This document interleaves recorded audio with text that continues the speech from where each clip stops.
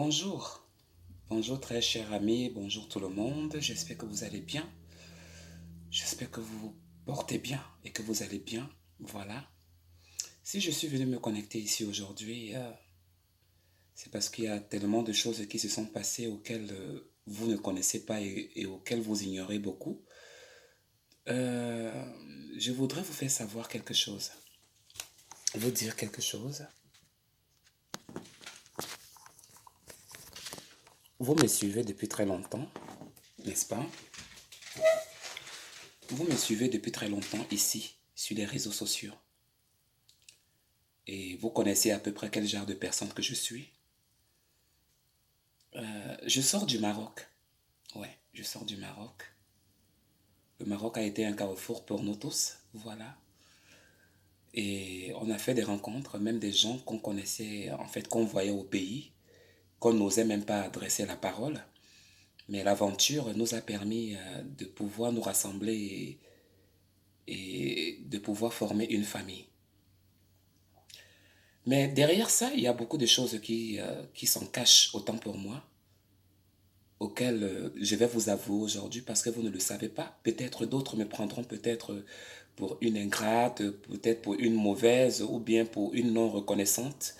Je m'en fiche énormément de tout ce que les gens pourront dire par rapport à ce sujet parce que c'est pas vous qui vivez et c'est pas vous qui connaissez ces personnes.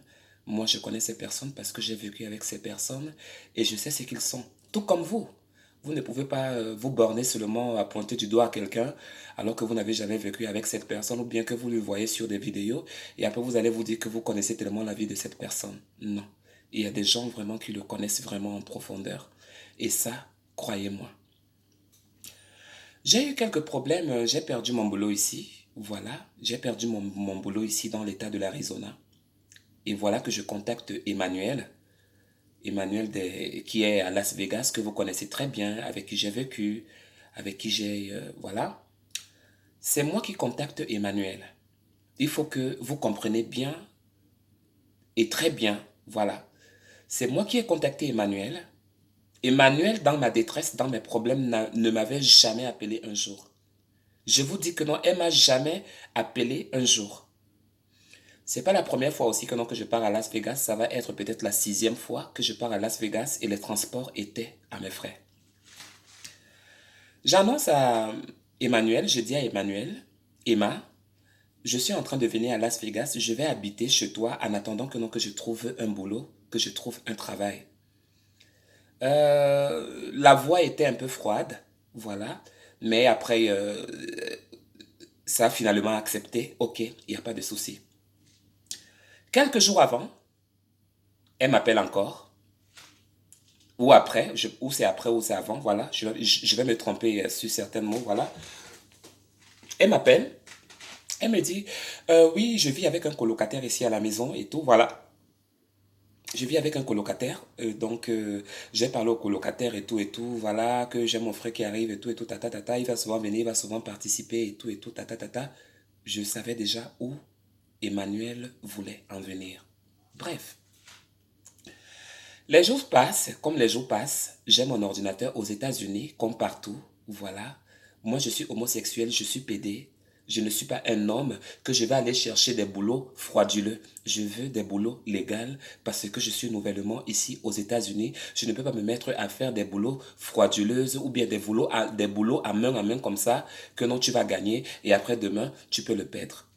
Alors, j'ai accepté de poursuivre la voie de la droiture, celui d'appliquer sur l'ordinateur comme tout le monde le fait aux États-Unis, d'appliquer ou d'aller chercher des applications dans des sociétés, des industries, et puis tu remplis l'application et puis tu pars la déposer. Alors, étant à Las Vegas, n'ayant pas des adresses des hôtels, alors le net m'a fait sortir toute une liste des hôtels d'où j'ai effectivement postulé pour avoir un emploi. J'étais toujours à la maison, voilà. Et Emmanuel, à cette époque, Emmanuel avait un boulot dans un hôtel où elle gagnait 7,50 $ l'heure. Dans un hôtel où elle faisait housekeeping. Les raisons, le pourquoi elle a raté ce boulot, c'est parce qu'elle a volé là-bas. C'est une voleuse, voilà, déjà pour commencer. C'est une voleuse. Au lieu de protéger son travail comme tout le monde, elle a préféré aller voler des serviettes, des petits torchons, voilà, pour essuyer son cul et ses fesses, ou bien pour essuyer le sperme de ses hommes et de ses maris, entre guillemets. Bref, le boulot là, alors, on l'enlève du boulot. Elle part un soir, elle me laisse à la maison. Elle part au boulot et elle m'appelle, elle me dit, ma soeur, on a refusé que non, que je entre ici au boulot. J'ai dit, qu'est-ce qui se passe? En tout cas, viens à la maison, viens m'expliquer.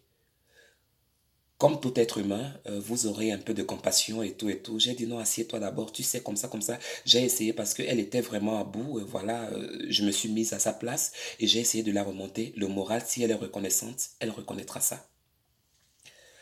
Alors, la suite de ça, elle a volé, elle a commencé à me montrer, regarde, voilà même le plastique que j'avais amené ici, des trucs qu'elle a volé, des vernis et tout et tout. En tout cas, je ne savais pas si elle est travestie ou qu'elle porte des habits des femmes. Je ne connais pas trop ça d'elle.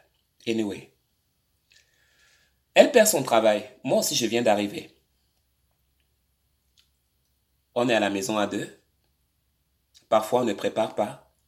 Dès qu'on m'envoie un petit 100 euros, dès que je la dis que, maman, s'il te plaît, on m'a envoyé 100 euros là, on m'a envoyé 50 euros là, elle se lève, il y a un sourire, elle revient tout gentille, elle revient vraiment, vraiment, vraiment, vraiment, vraiment, vraiment, vraiment, vraiment.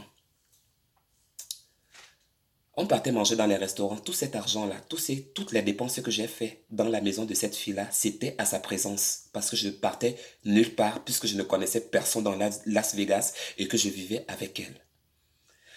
Alors, par rapport à ça, euh,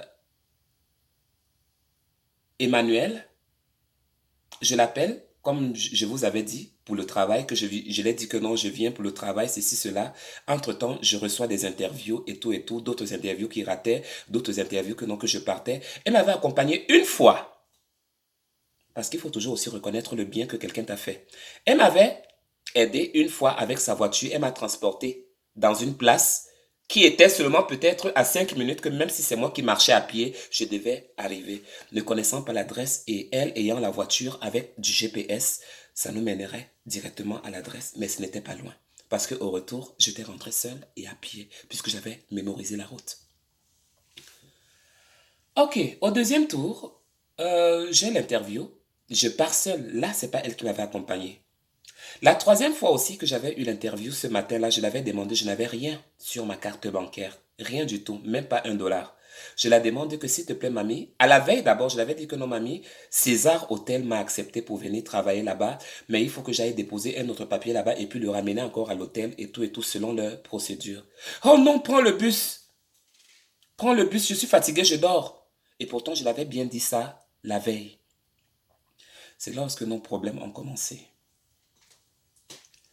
Emmanuel, tout dernièrement, quand j'étais chez elle, après que j'ai fait mon boulot de 5 jours, parce que j'avais, comme je vous avais fait de César Hôtel là, le tralala là, je ne pourrais pas vous raconter long, mais bon, tout le tralala là s'est passé. Quand ça s'est passé, euh, je reviens en Arizona, je fais 2 semaines et puis je remonte pour aller faire le job de César. Dès que je termine les 5 jours en question, alors je reste avec Emmanuel à la maison et elle a encore commencé un autre nouveau boulot. Ce qui veut dire qu'elle n'était pas à la maison et à peine peut-être 4 jours. Alors madame me voyait trop à la maison. Oh, elle commence à dire que, oh, tu ne travailles pas, puisque je l'avais demandé 100 dollars. Prête-moi 100 dollars, j'ai envie de partir en Arizona pour aller régler mes problèmes. Oh, tu n'as pas 100 dollars dans ton compte. Oh, tu n'as pas honte. Hein? Et tout et tout. Il y a des gens ici là qui ont des millions, ils n'ont pas le travail. Ils ont... Elle m'a tout dit le soir là. Et je vous assure, très cher, que je ne pouvais pas la dire quelque chose de méchant, je ne pouvais pas l'insulter, je ne pouvais pas devenir folle étant chez elle parce que j'avais peur que non, sous sa colère et sous la pression, elle pouvait me dire, prends tes choses, sors de chez moi. C'est la seule chose dont j'avais peur et que je me suis retenu. La seule chose que je lui ai répondu, je lui ai dit, madame, ne me chiffonne pas. Tu ne vas pas me chiffonner parce que je t'ai demandé 100 dollars que tu es en train de me raconter tout ce que tu es en train de me raconter là. La dernière fois ici, j'avais seulement fait 1 semaine. Ta facture de courant est sortie 68 dollars et poussière. Je t'ai dit que je paye toute la facture, je t'ai donné tout l'argent. Tu étais contente, n'est-ce pas? Tu as un colocataire à la maison, tu dis que tu as un colocataire, donc moi aussi je deviens ton coloc. Mais moi, je dormais au salon. Remarquez que dans toutes les vidéos que je vous ai faites là-bas en sa présence dans sa maison, ce n'était qu'au salon. Je ne vous ai jamais fait une vidéo dans la chambre, sauf la vidéo que vous voyez qui est épinglée sur ma page. Quand moi et Emmanuel n'ont pas fait les courses, si elle dépense 30 dollars, je vais dépenser 100 dollars. Et ça, c'était mes économies pour me permettre de vivre et pour pouvoir participer. Comme toute personne, quand tu viens d'habiter quelque part, tu feras toujours un geste pour montrer que non, nous sommes là, nous sommes la famille et qu'on va se battre ensemble pour ce savoir-vivre. Ça, je le sais, personne n'a besoin de me le rappeler. Et je le faisais et elle dira si elle n'est pas hypocrite. Maintenant, là, il y a 3 jours, aujourd'hui c'est le 4e jour, il y a 3 jours, elle commence à me parler, elle ne me prête pas, elle refuse de me prêter son argent, déjà pour commencer. Tu ne veux rien faire, tu es à la maison, tu ne veux pas travailler, tu ne cherches pas le travail, tu es seulement à la maison. Parce que madame a déjà eu un boulot, alors elle va se permettre, comme mes finances ont baissé et que non, il n'y a plus trop de... Il n'y a plus trop de dépenses comme ça se passait, il n'y a plus de cigarettes. Je l'ai même dit que non, maman, toi tu fumes trop plus que moi. Hein? Ma cigarette là ne touche plus. C'est toi qui travailles. Tu as ton argent, tu as tes cartes bancaires, paye tes cigarettes. Moi, je n'ai pas. Donc, il y avait plus trop de laisser passer parce que moi, quand je vis avec quelqu'un, je ne compte pas si j'ai des millions ou que j'ai quoi. Si j'ai tout là, si quelque chose manque, on mélange. Si ça finit, ça finit. On est là dans la vie pour se battre. Alors, madame, comme je vous parle, madame me dit que, après maintenant, le même soir, son colocataire l'appelle son colocataire. Que son colocataire s'est plaint et tout, voilà, que je suis à la maison, je ne paye rien, j'utilise le gaz, j'utilise la lumière, j'utilise ceci, j'utilise cela. Je ne sais pas si elle ne rendait pas compte à son colocataire que je ne payais pas ou que je payais. Ce sont des conversations, moi je ne peux pas tout savoir. Alors le colocataire se lève, le colocataire me pointe du doigt. Il me dit, moi je veux savoir si tu payes la maison ici ou bien moi je vous laisse ici là à deux. J'ai dit au colocataire que shut up, no talk me again. Parce que comme je le disais, shut up là, s'il avait continué à parler, je devais tomber sur le colocataire là, c'est la police qui devait venir. Excusez-moi, la salive sort même. Donc, donc, par rapport à ça s'est tu. Tout le monde est allé dormir. Le soir est passé. Le lendemain, quand madame rentre du travail, quand madame rentre du travail, madame me dit que vraiment, je voulais te parler, hein, parce qu'il y a les gens là qui nous ont appelés, les gens qui ont amené mon colocataire là ici, là, ils ont appelé que non, pourquoi je dérange leur client comme ça là, que non, il y a une troisième personne qui est à la maison, qui ne paye pas la maison et tout, tatati, talala, les choses à dormir debout. Donc, vraiment, Annabelle, ce que moi je peux te dire, c'est que moi je ne peux pas perdre mon colocataire qui me donne de l'argent. Toi et moi, on avait des projets qu'on va aller prendre de la maison et tout, beaucoup de choses qu'elle a dites ce soir-là, que moi, je ne peux pas admettre et que je ne peux pas accepter à la guerre, comme à la guerre, parce que je ne vais pas la laisser. Alors, face à ça, c'était une déclaration de guerre. C'était pour dire tout simplement quand quelqu'un te dit que non, je vais accepter mon colocataire. Je ne vais pas accepter le perdre. Parce que si toi, tu n'as rien. Tu n'as rien. Donc, c'est pour me mettre dans les problèmes après. Je ne veux pas être bloqué. Autant de trucs, autant de choses. Maman, si la salive, la pop sort de ma bouche, ça n'a qu'à sortir parce que je suis énervé. Bref,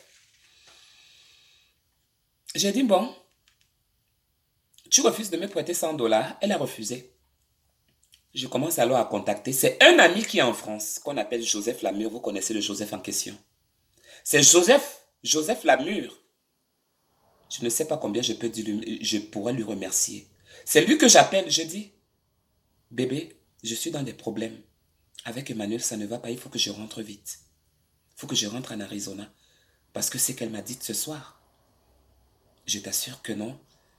Elle a manqué même le respect, m'a manqué de respect, elle a dit beaucoup de choses, elle a même dépassé le cadre de la familiarité, elle a dépassé le cadre de l'amitié, elle a dépassé le cadre de tout.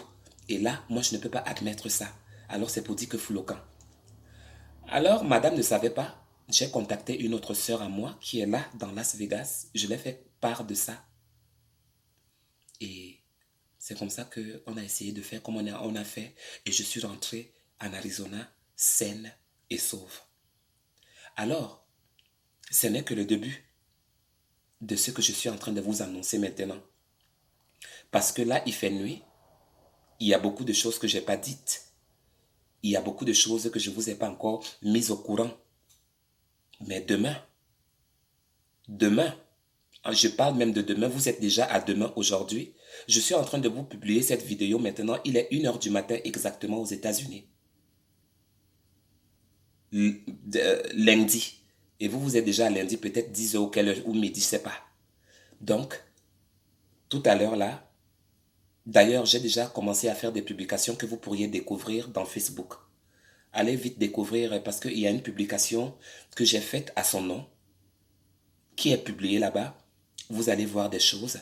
Vous allez voir une grande dame. Vous allez voir une grande fille. Celle qui se comporte, celle qui dépasse tout le monde, celle qui a fait sortir des gens de sa maison. Les gens ont habité avec elle. Nous tous, on est revenus quelque part. Ces gens-là ont habité avec elle. Ces gens-là ont été blessés aujourd'hui. Elle a fait sortir des gens de sa maison plus de 3 fois. 3 personnes. Et moi, je suis la 4e personne. N'est-ce pas? Alors moi, si les autres ont laissé, moi, je ne laisse pas. Je ne peux pas laisser parce qu'elle m'a cherché et elle m'a trouvé. Alors, je vous donne rendez-vous sur l'autre page, pas ici, parce que ici, je parle à voix basse et je ne parle pas beaucoup de trucs. Je vous parlais seulement l'entête du problème, mais le vrai fond de ça, nous le connaîtrons demain à Facebook. Je vous souhaite une belle soirée. Je vous souhaite une bonne journée et je vous dis à très bientôt. Merci de me suivre. Avant de terminer, comme je vous ai dit au départ, Emmanuel ne m'a jamais accepté. Elle ne m'a jamais accepté. Ce n'est pas elle qui m'a appelé à Las Vegas. C'est moi qui l'ai appelée pour la dire, ma soeur, je viens chercher du boulot. Et vous avez vu. Elle ne m'a jamais accepté. Elle ne m'a jamais prêté un 5 francs. Je l'ai donné puisqu'elle m'en a donné. Elle m'a gardé chez elle. Ce n'était pas pour rien qu'elle m'a gardé. C'est parce qu'elle voulait récupérer. Parce que elle, il faut qu'elle tire quelque chose en toi. Il faut qu'elle tire quelque chose. S'il y a un bénéfice qu'elle peut tirer en toi, il n'y a pas de problème, vous pouvez rester même 100 ans. Que les vidéos ne vous trompent pas. Comme elle parlait dans mes last vidéos. Et non, vous avez abandonné Annabelle, alors j'ai accepté de l'accepter ici, à Las Vegas. Je vais là trouver le boulot, et après, et après, et après. Tout ça là, ce n'était qu'une mise en scène. Juste pour vous dire. Alors demain, nous allons conclure tout. Puisqu'elle s'est vengée, elle m'a mise à la porte. Moi, j'ai une autre façon de me venger. Portez-vous bien. Big up, en ensemble. Ciao.